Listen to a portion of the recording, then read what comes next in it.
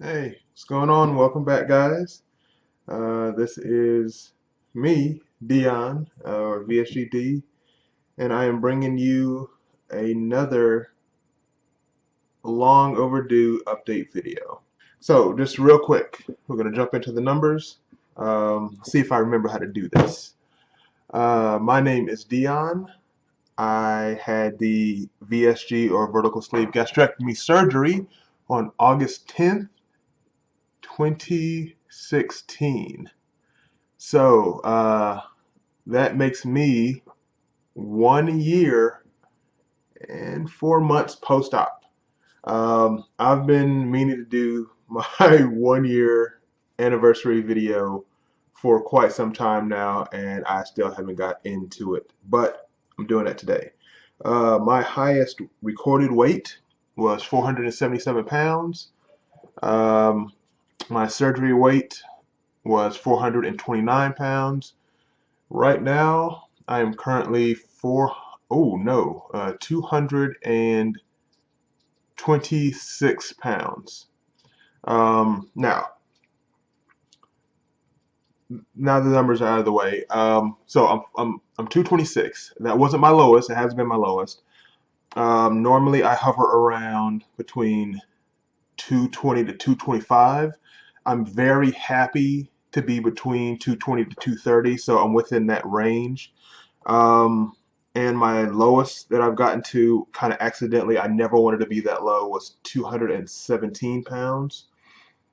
Um, but the reason my weight jumped up just a little bit, um, for the past month, starting in November, I had a surgery done. If you guys, that's why I'm wearing glasses.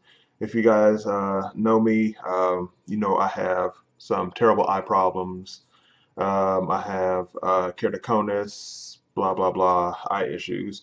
So I had to get a keratoplasty done, or a cornea transplant in my right eye, to kind of stop the disease from spreading further, and to make me any more blind than I already am. I'm already legally blind, but that's whatever. So pretty much, I had the surgery done, and it's a very delicate surgery, so I couldn't work out at all.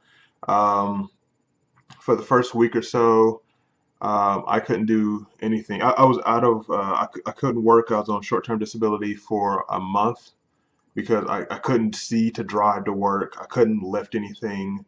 Um, I have my next appointment in probably a couple of weeks. So hopefully I get my weight limit raised to the things I can lift. But right now I'm limited to like 20 pounds. I can't lift anything more than that, or I'll burst a stitch in my eyeball. Sorry if that grosses you out. But I'm doing a lot better now. That's not, but the main thing is I couldn't work out. I couldn't do jogging. I couldn't definitely couldn't lift weights. I definitely couldn't strain. So going into the surgery, I knew I was going to put on some weight because I was going to be hanging around the house. Couldn't drive anywhere. Couldn't do anything. So I knew those old habits were going to come back, as far as just eating because I was bored, eating because there was food was around me and I had nothing else to do. So hold on. So I knew going in that it was going to be an issue, so I just prepared myself for it. I knew what was going to happen, and I knew what I was going to have to do to fix it. So, having said all of that, I got up to 232. Kind of just shows you how, if you're not doing what you're supposed to do, that weight will come back, and it'll come back very quickly. Be it, I'm sure it was just temporary. Um, Weight doesn't really go that, raise that quickly, that fast. So I knew it would be easy to get back off, and I'm already starting to shed it. I'm down to 226, so it's just a couple more weeks, a week or so, and I'll get that weight back down to under 225. Won't be an issue at all. But it's just something I wanted to kind of monitor and track to see how out of hand it could get, how fast. So I just, if you follow me on Instagram, which I definitely recommend because I update on there pretty much every day, all the time. So check me out there at VSG DEE. It's the exact same as this YouTube channel.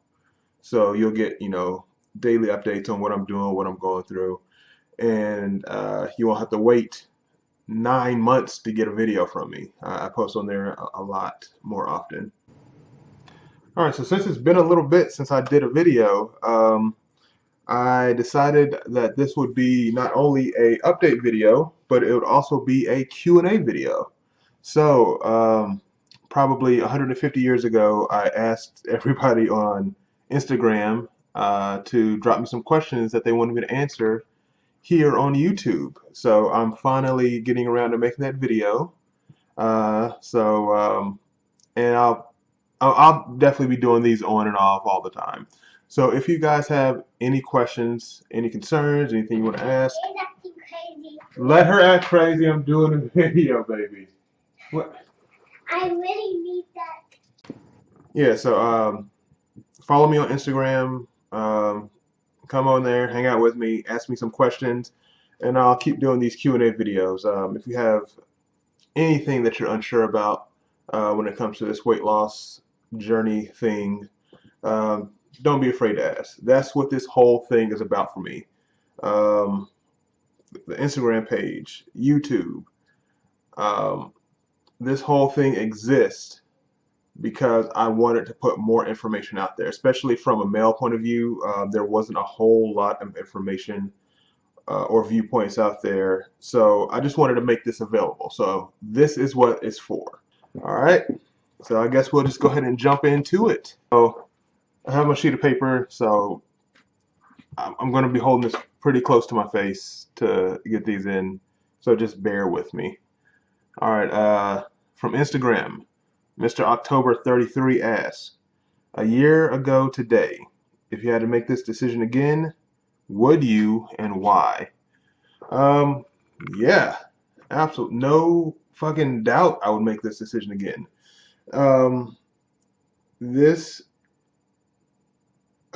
So the answer to the question, yeah, I would. Why? Because it's fantastic. I can't really describe how much freedom I get from not worrying about food so much. Yeah, I still have my peanut butter thing where I eat peanut butter all the time. Yeah, I still have addictions, but I'm learning to control it more. The tool is helping me to control it more. The results I think have been fantastic. I'm doing a lot more. I'm exercising a lot more. I feel so much better. My health has improved dramatically. There are some hard times still. There are mental things you got to deal with that I deal with. But I wouldn't change a thing. For the most part, it has been positive. Even, with the small complications that I had, tiny complications as far as like passing out, feeling dizzy, feeling sick, getting nauseous, not being able to eat some foods anymore because even thinking about it make me sick, stuff like that doesn't even matter. It's not even on my radar when it comes to how great this surgery and this tool has been to kind of making my life so much better than it was before surgery. So to answer your question, absolutely. Now, to add on to that, I've always been kind of weary about telling people to get the surgery. I would never tell anybody to ever get this surgery. I would never straight out say you should get this surgery. As fantastic as it has been for me, I would never tell anybody to get this surgery. But if you on your own decide to get this surgery after, talking to your family, maybe consulting your friends if you want to, if not, don't, having a real sit down with yourself, writing out your list of why you want to do it. If you come to your own conclusions through all of the pros and cons of this surgery and you want to do it, I will support you 100% after you have made this very serious decision, because it's a serious decision. Some dude on Instagram, me, should not influence your decision on what you're going to do that will impact the rest of your life. I would never tell you to do that. I would never suggest it for you. But if you decide to do it, I will support it 100%. It is strictly underscore classy on Instagram. What was the main reason why you chose VSG rather than any other surgery?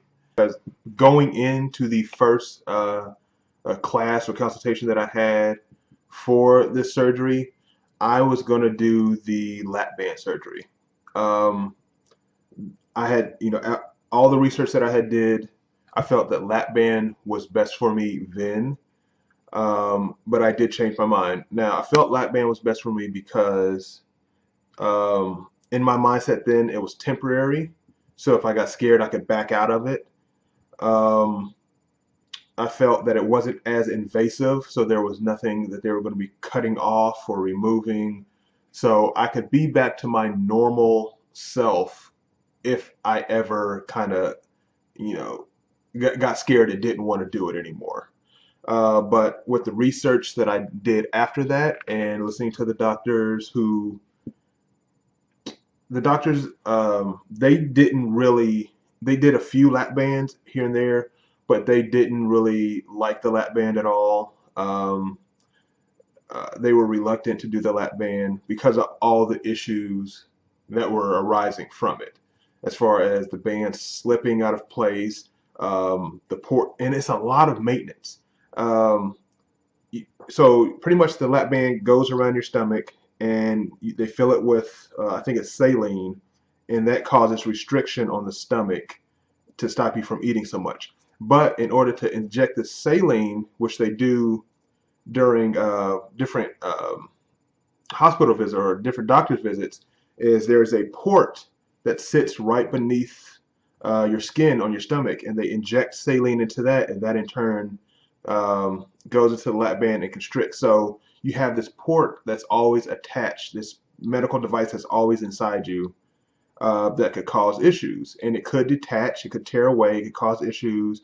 The lap band could slip. The lap band has been known to kind of corrode around the stomach. So just so many issues that I didn't know about. So I ended up changing my mind to the VSG, the vertical sleeve gastrectomy, because I felt it was a nice middle ground for me. The complications and the side effects weren't as great as with a full gastric bypass, but they were better than the lap band. In the same token, the weight loss potential wasn't as great as the gastric bypass, but it was more than the lap band. So it's kind of a nice middle point. And I knew that my main focus was getting the tool to help me get things under control. I never really had an issue with the hard work part of it, so I knew that if the tool helped me with the nutrition and the eating portion, getting that under control, I knew that I'd be willing to work my ass off to get the fitness part down. And that kind of guided my decision to do the VSG. It was a nice middle ground. I knew that personally, through the hard work, I could make up the weight loss difference from the gastric bypass. I would put in the work. So it made sense for me to kind of go that route. So that's why I decided to go VSG instead of the other options that are out there. But always consult your doctor, do your research, and do what's best for you.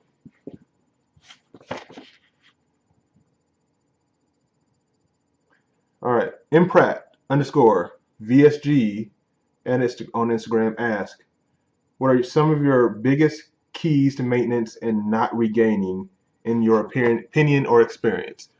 Um, I don't know. That's where I am now. I'm 1 year, 4 months out, and I'm just really getting into this whole maintenance thing. Um, it's going to be difficult. I know there are a lot of vets out there, a lot of weight loss vets, not military, a lot of weight loss people who have been doing this for a long time, and they have better tips and tricks than I do. But for me, it's mainly about just continuing to do what I did in order to lose this weight.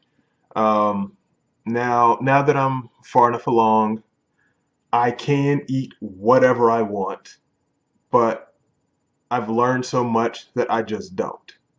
I choose not to just, let myself go and eat crap and depend on the tool to do the job for me. I know better than that. I've learned what it takes to lose this weight, and I know that is going to be what it takes to keep this weight off. So I still meal prep every single Sunday, without fail.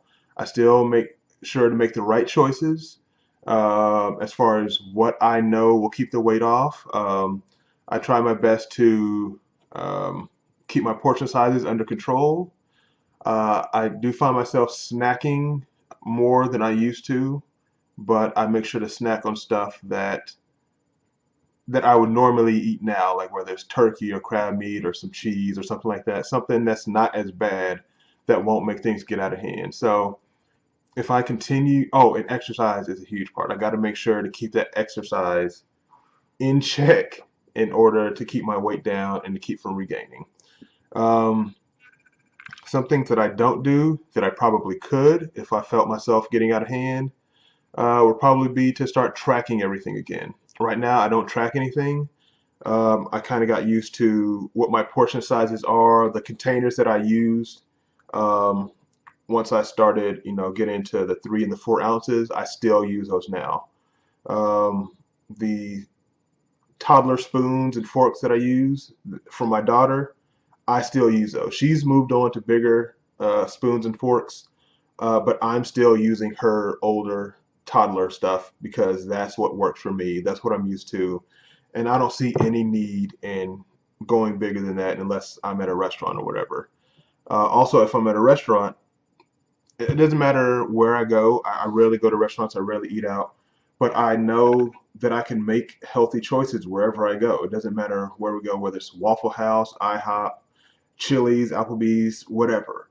There's something on the menu that I can make a very good choice and eat and not have to worry about it. So sticking to what you've done to get here is going to be what it takes to maintain and not regain later on down the road.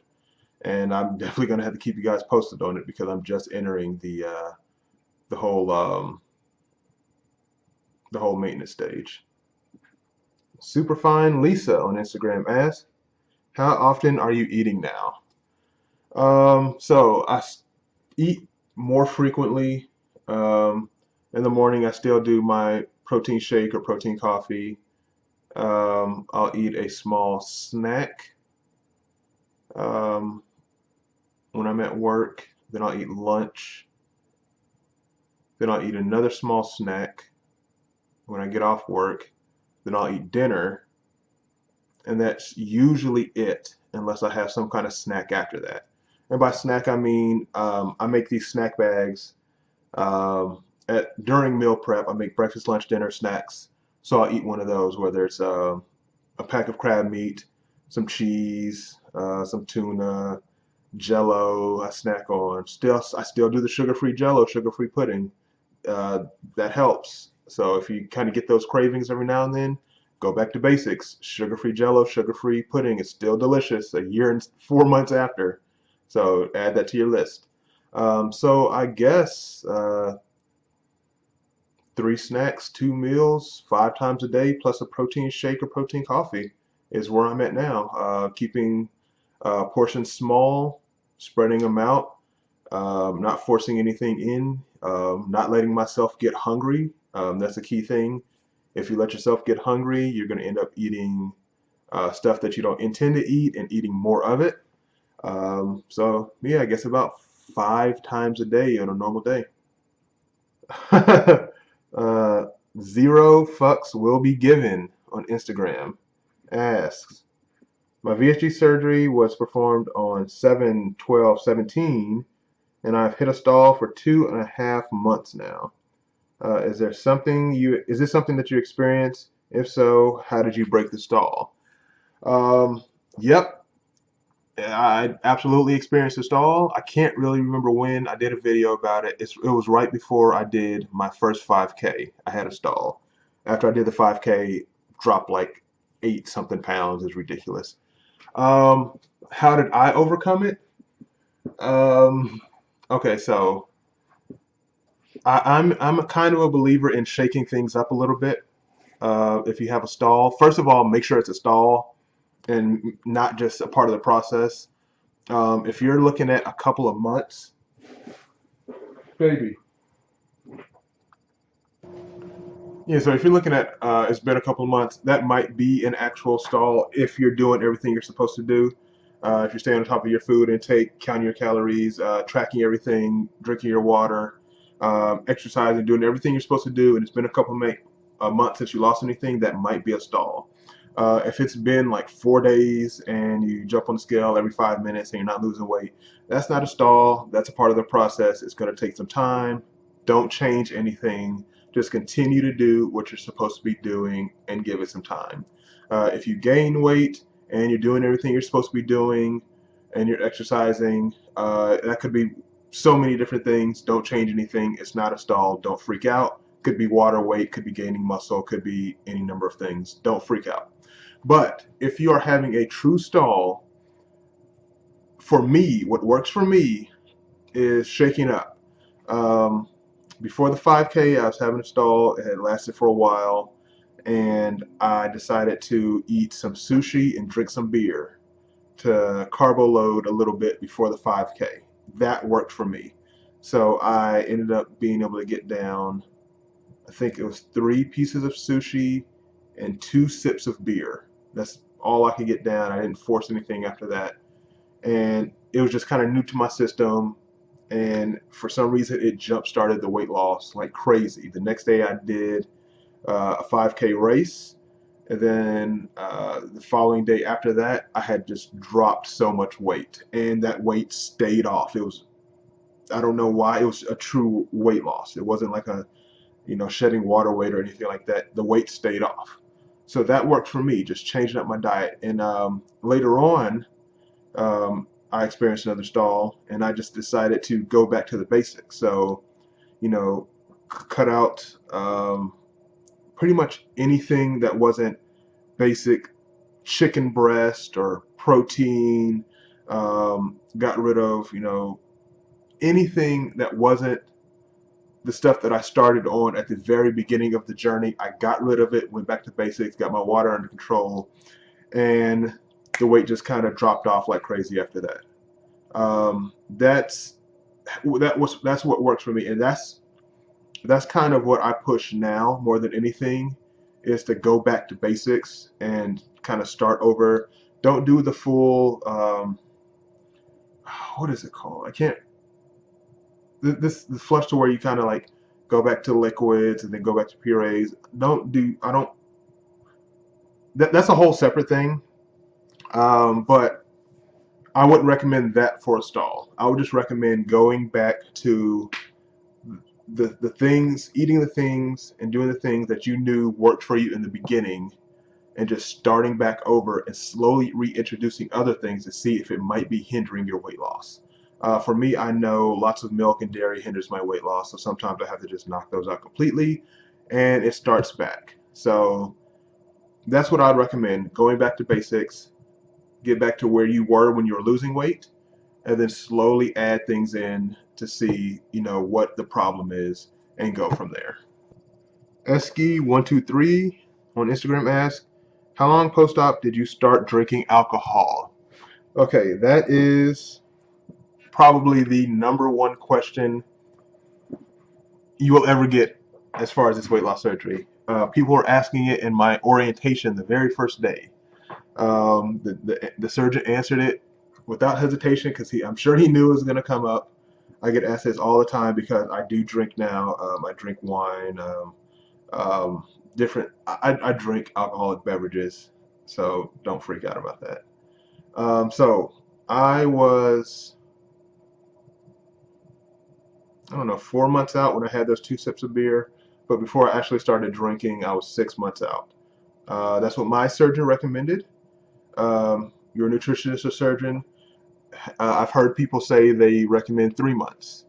I've heard some people say they don't care when they start drinking alcohol, as long as they know it's going to happen. Alcohol's full of sugar. It could be full of carbs. Um, it dehydrates you, so you got to be wary of that. And I've also heard some surgeons telling their patients to wait a full year before starting to drink alcoholic beverages. So for me, I waited 6 months, but for you, I would say talk to your surgeon. I say this a lot. Talk to your surgeon, talk to your nutritionist, and see what they feel is best for you. They're going to know you way more than I will, and they're going to probably suggest the right thing for you. There's no real right answer to the question. There's only what is right for the individual.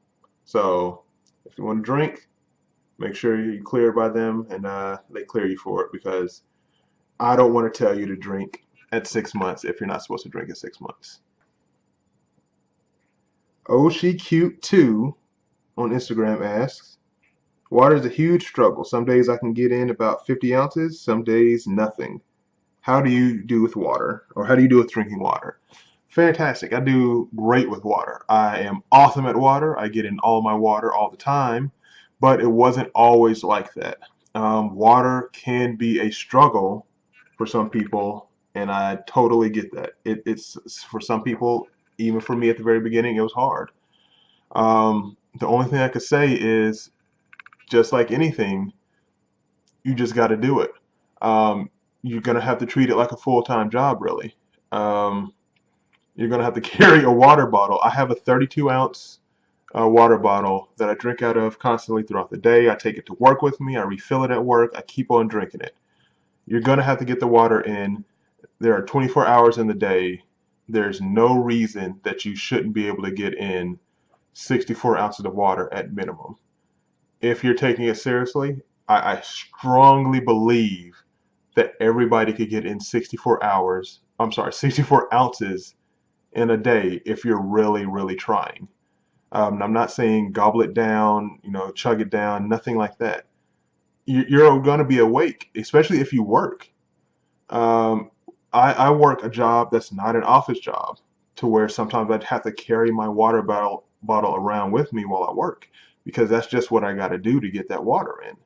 So you just have to do it. Carry that bottle around, drink it, sip it, fill it back up, and keep drinking and sipping. Make it your job. Make it happen. Don't get sucked into, passing out during the day because you're dehydrated. Don't, dehydrated. Being dehydrated sucks and it hurts.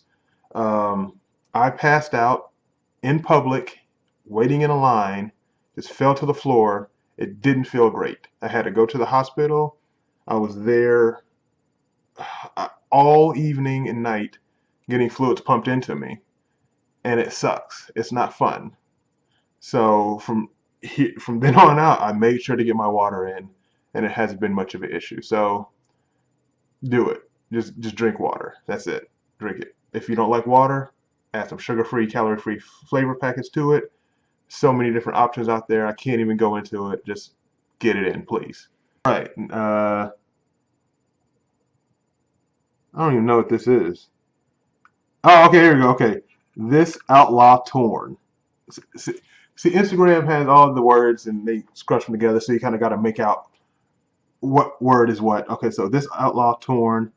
Do you have any problems with reflux? No. I've had, little problems here or there, nothing outside, nothing bad, nothing like GERD or anything like that. With VSG, I don't think it's a huge problem with reflux.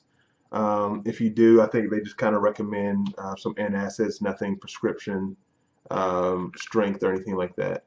I think you get more into the acid reflux issues in GERD when you have the gastric bypass, and I heard that it can get pretty bad.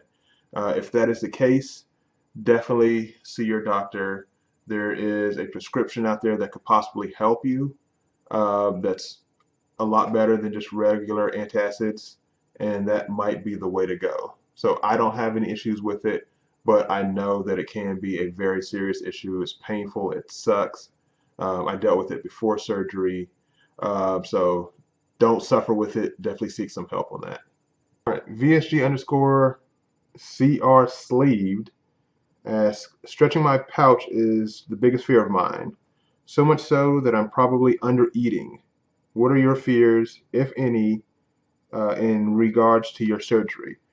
Um, that that is a fear. Stretching this pouch out is a huge fear. I'm sure all of us struggle with that.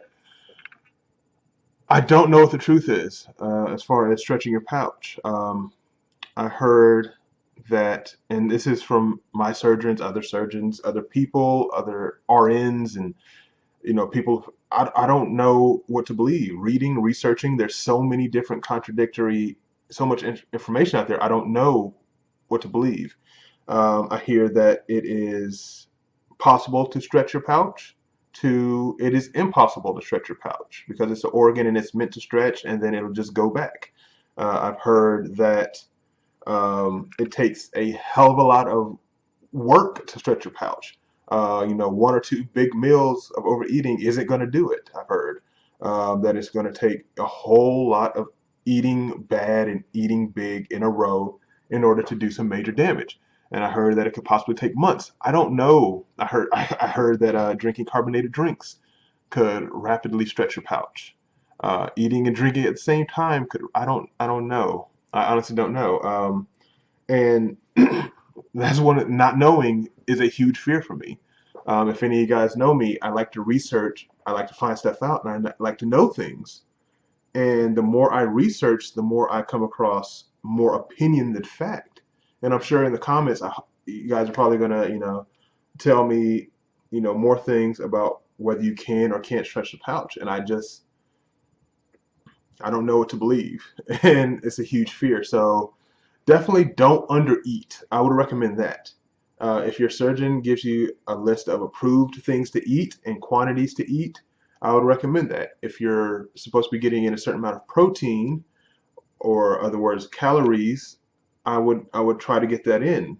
I wouldn't fear so much that I would undereat, that it would be an issue. I'd fear more that I would just stay away from overeating. But just it, yeah, just don't stress about it too much. Just do what you're supposed to do, and if you won't stretch your pouch. And if you do something like if you got to eat and eat something wrong and get real full and get sick, don't freak out. As long as it's just a one-time occurrence and you're not doing it all the time and you're not abusing your pouch and looking to your pouch to do the job for you, I'm pretty sure you'll be fine. So don't let that thing scare you. It'll be fine. Just stay within the limits that you're supposed to be in. You'll be good to go. Kiss My Tierra 22 asks, how's my appetite? It's healthy. It's fine. I eat normally, and sometimes I find myself getting hungry. Unfortunately, I'm not one of the sleevers that are 2 years out and they still don't get hungry and still eat portions that big and they're super full. I get full really fast still, but I do get hungry every now and then. And I do still have that whole head hunger thing, which I struggle with also. So my appetite is there, but I try my best to make sure that it's actual hunger, not head hunger, so that I don't overeat. Um, it's just something that I know I'm going to have to deal with, and that struggle is going to be around forever, probably. Jason VJ on Instagram asks, when did you start going to the gym after surgery? As soon as I was cleared. I can't remember the exact month, but maybe I started walking immediately. I started jogging right after. I joined the gym November because yeah, it was during the Black Friday sale that the gym had, so it was in November. Um, so 2 months. Yeah, I started going to the gym 2 months after surgery. There you go. Got a few anonymous questions on here. So as usual, send me questions if you have them. If you don't want me to say your name, that's fine. Just DM me. I won't say anything. Um, but yeah, I hope if I haven't been answering your questions, send me a message. I'll do a better job next time. How did you become accustomed to eating small meals and or small bites of food at a time? Practice, practice, practice. I was lucky enough, and I know some people don't have nutritionists that are doing this, but I was lucky enough to have to see a nutritionist to help me get prepared for this whole thing. And she recommended that I start before the surgery, that I practice, chewing everything 20 times, that I started using small utensils before surgery, that I practice, eating. She said practice mindful eating, which is kind of sit down with your food, you and your food, enjoying it, tasting it, not, on your phone or not doing anything to where you just gobble it down. Just make sure you know what you're eating, how fast you're eating, and just really think about what you eat. And that really helped me after the surgery when it came to using small utensils and getting on board with eating smaller portions. So it's all about practice. And I don't mind it at all. I love smaller portions. I love being able to go out to a restaurant and taking food home and having it last for a while. I love the fact that I can meal prep off such a small amount and it'll last the whole week. I'm loving that I don't have to pay so much for food now since it lasts so much longer. So I practice to get accustomed to eating smaller portions and I'm loving every second of it. All right, last question. What are some things you do to keep yourself on track throughout the day? I already meal prep. So this person already meal preps. Um, I not only do I meal prep, but I portion everything out. I always have a protein shake or protein coffee in the morning. And when I take my lunch to work, I take my snacks and my lunches throughout the day with me. So that is what I'm going to eat. Um, I'm very accustomed to and happy with knowing what I'm going to eat ahead of time, so I don't have to make bad choices. So planning everything out that day really does help me stay on track with what I'm eating. And if I find myself maybe getting out of hand, I go back to using MyFitnessPal and I track everything. Having a visual look at what you eat every day really does help you get back on track because you see where you're going wrong. So I would definitely recommend that using some kind of calorie counter or food tracker to see if you are or are not on track and eliminating those things that you know you're not supposed to have. And it helps out so much. All right, guys. Thanks so much for sticking around. I want to cut this off because I know this video is kind of going to go on for a little bit. Um, Thank you so much to everybody who has been hanging in there with me. Somehow this channel has gotten over 1,000 subscribers. I don't know what happened, but I'm very appreciative. And you guys are pretty active. You ask questions and you comment and you know talk back to me. I'm not out here alone, and I really, really appreciate that. I appreciate every single one of you guys. And I'm glad that I'm putting some information out that you guys are using. That's what this whole thing is about. It makes me happy. And um, Instagram is going really well.